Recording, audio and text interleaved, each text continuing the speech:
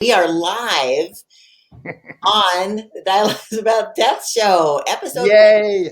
Yay! It's Friday. It's Friday! Welcome, everybody, to the Dialogues About Death show. It is Friday, August 9th, and we hope you're having a lovely summer. Are you having a lovely summer, Chris? I am hitting it. I hit it hard in July, and I'm home here in August and September. I'm ready to hunker down. Holidays are right around.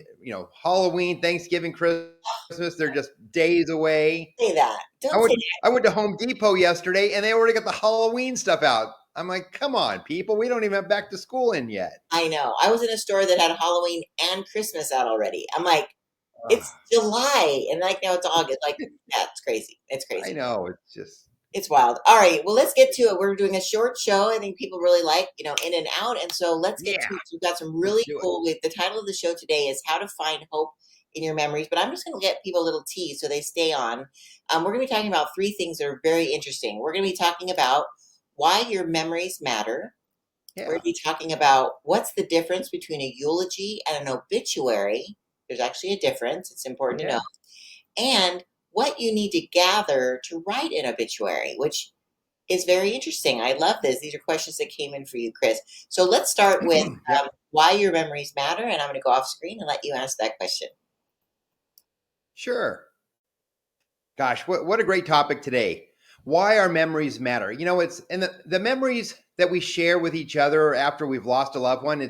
It's so important because we've always got our memories. As long as we have our thoughts and our memories, even though that person may no longer be with us any longer, it's about all the storytelling and all the times that you share. So it's so important throughout your life to build those memories, build those relationships with other friends and family members.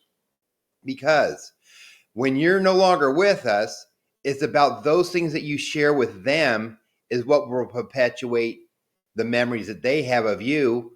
And especially talking to your grandkids and your great grandkids and sharing photographs with them, and even sharing photographs of them of their past, like of me sharing my photographs of my grandparents and great grandparents to my grandchildren and great grandchildren, to perpetuate the memories of the legacy of our family, which is such a cool thing. And, with technology today, it's become a lot more readily available and a lot easier for us to do those types of things.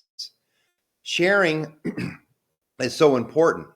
And with digital technology, I actually have been working with my mom here the last couple of months, and we're going back through some old slides, those old-fashioned slides that you had the slide projectors and stuff.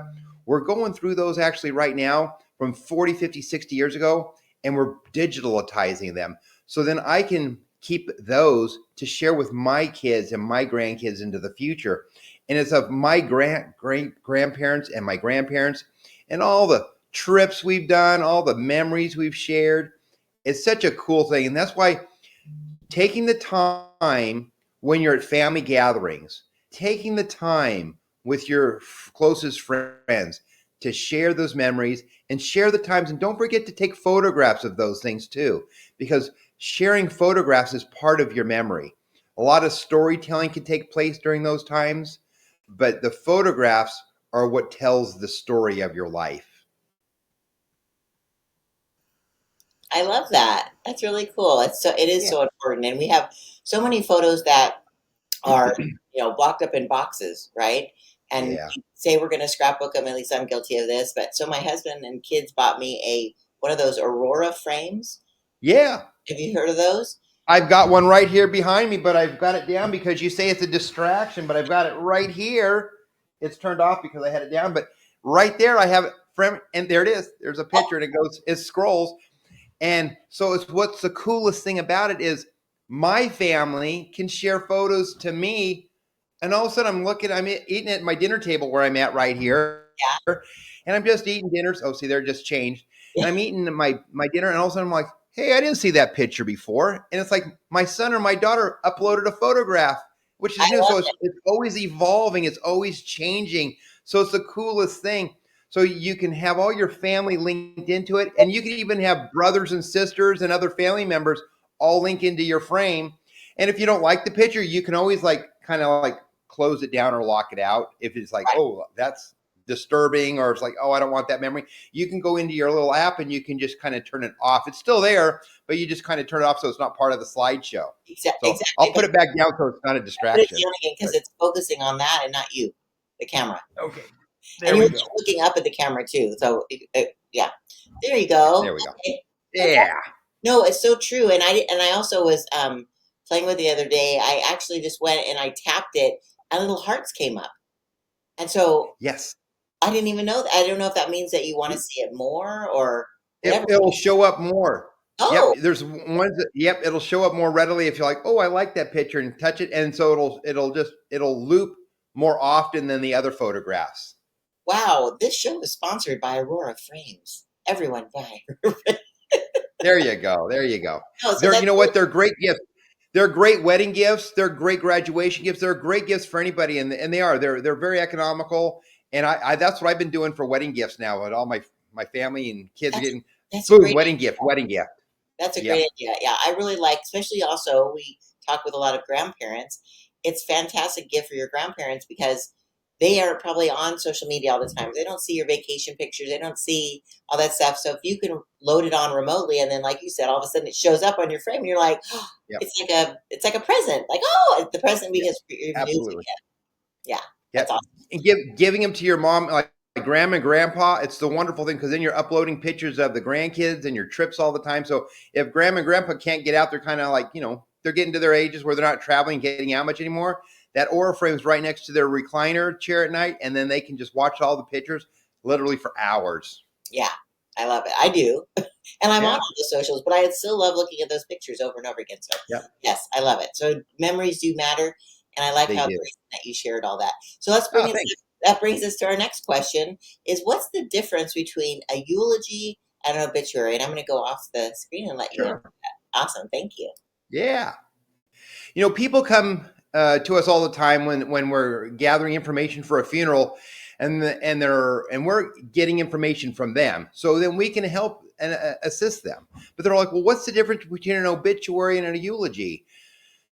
So an obituary is something that's written. It's kind of like a little story of the history. It's kind of a snapshot, maybe the highlights of a person's life that's written down, and it could be put either in the newspaper. We offer putting it online on our website.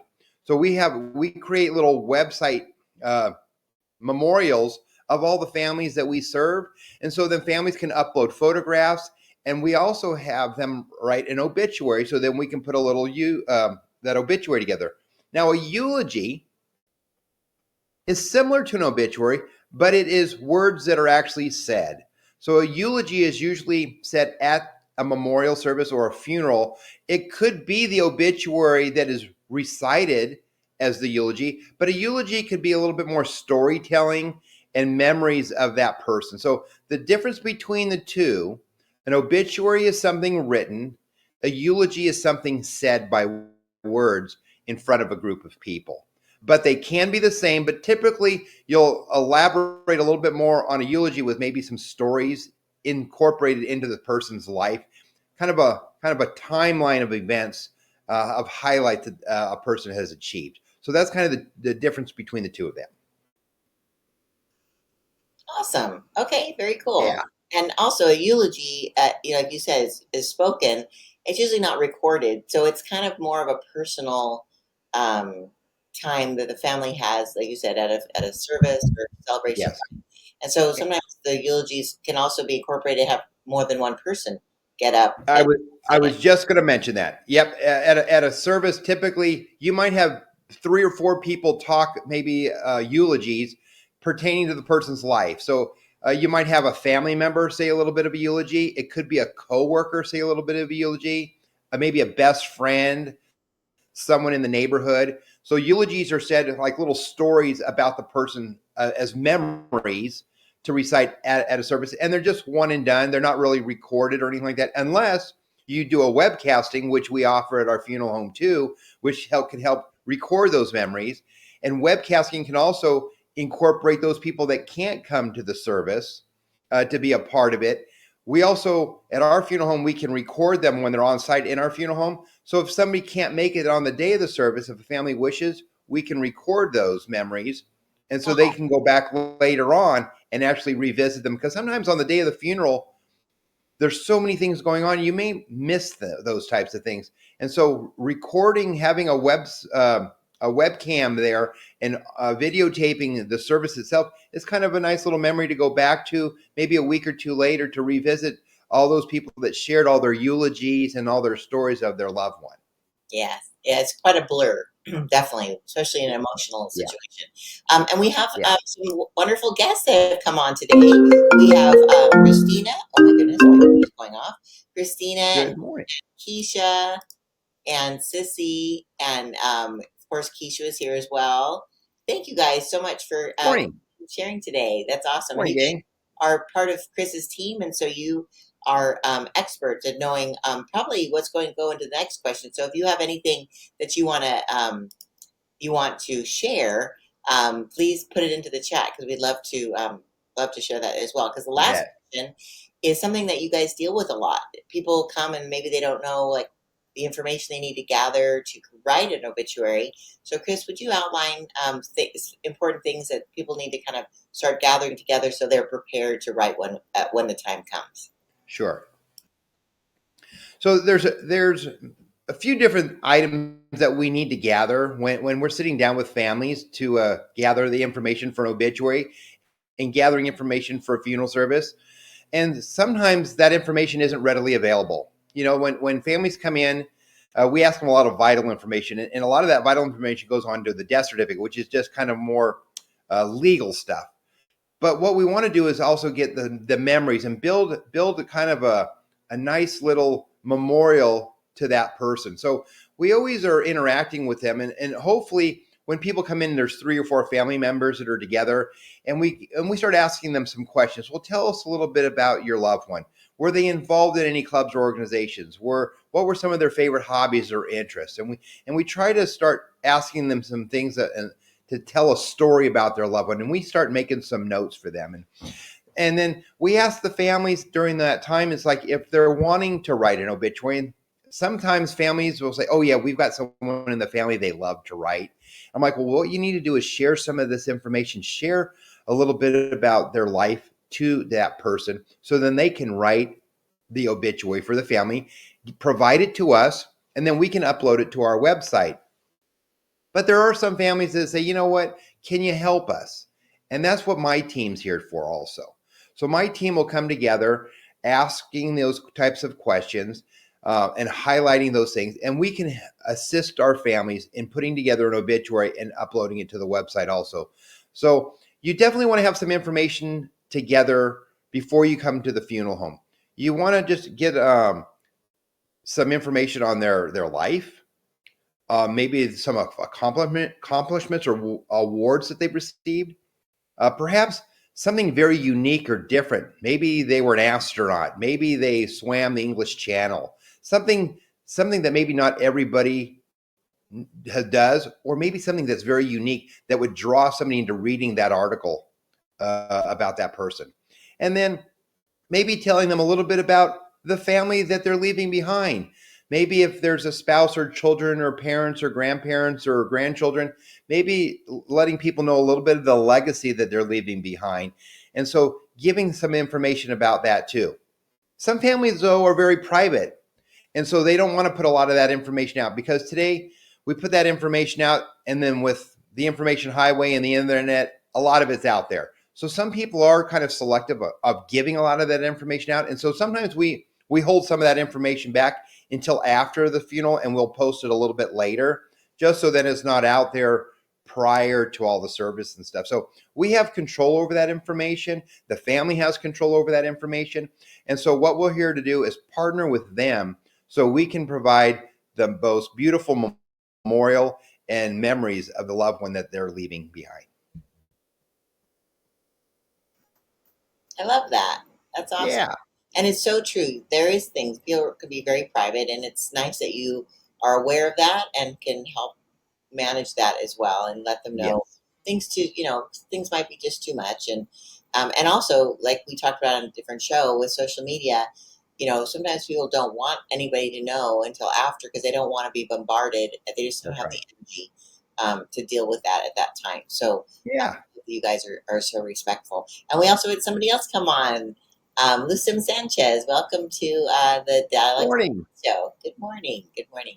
We just love when we have people come on live and ask questions and share this with their Absolutely. people that might be interested in this information. So Yeah. I'm so glad you all could be here today. So, Chris, I think that wraps it up. You answered all three questions so succinctly. Yeah. So thank you Wonderful. so much. And the next show is going to be on August. No, that was what did I say? August? No, it's September 6th. September 6th, Mary. Come September on. 6th. Yes. What? My brain. I'm still in summer, and let me just fix that right now. So we have that for perpetuity. Perpetuity. Perpetuity. Yeah.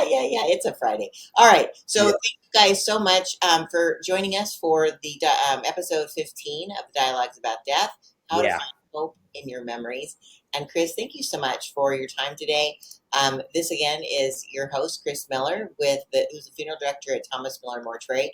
And just so we have this for the audio recording, Chris, people can reach your office and your wonderful staff who happens to be watching today either at the Corona Chapel at 951-737-3244 or at the La Sierra Memorial Chapel in Riverside, which is 951-687-0551. Oh, Yeah. and I also want to make a little announcement. We're going to be, as we're getting closer, we're going to be talking more about it. But we have an exciting event coming up on November 2nd at your Yeah. Corona location. Do you want to just announce what it is? It's going to be right around after Halloween time. I don't know if I want to let the cat out of the bag yet, but we're going to have a great little community event. We want everybody to get involved, and it's going to be the Day of the Dead celebration. And we're looking really forward to bringing the community together, and we're going to have some special things. I don't want to let all the cat out of the bag yet, but we're Yep. going to have some special events, special things Yeah. that day Yes. on Saturday, November 2nd. It's going to be awesome. It's such a I'm tribute. looking. It's open to everybody. It'll be a free event for everybody. So put it on your calendar. Saturday, November 2nd. Yes, it's going to be beautiful, and a tribute to our family members who have gone before us. A real celebration Yes. and honor our honorarium. So I think it's going to Yes. be great. Awesome. All right. Well, until next time, if you have any other questions, you can go to Chris's website, which is thomasmillermortuary.com. And until September 6th, you guys have a blessed month. Bye-bye. Bye. Have a great week.